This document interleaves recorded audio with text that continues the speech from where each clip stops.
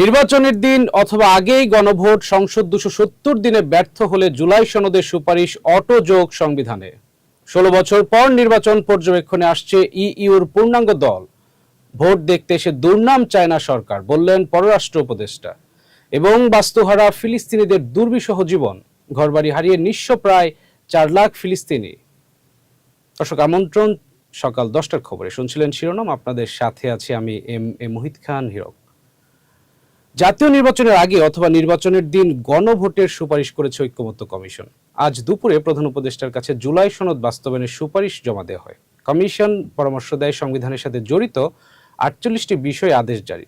এছাড়া নির্বাচিত সংসদ ২৭০ দিনের মধ্যে বাস্তবায়নে যদি ব্যর্থ হয় তবে এই সব সুপারিশ স্বয়ংক্রিয়ভাবে সংবিধানে যুক্ত হবে।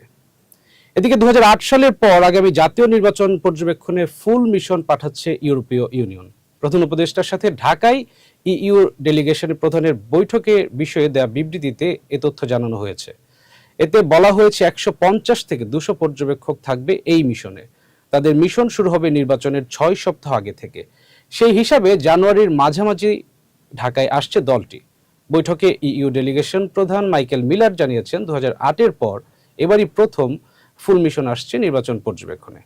এদিকে জুলাই সনদ স্বাক্ষরকে গণতন্ত্রের পথে যাত্রার উল্লেখযোগ্য সাফল্য বলছে ইইউ।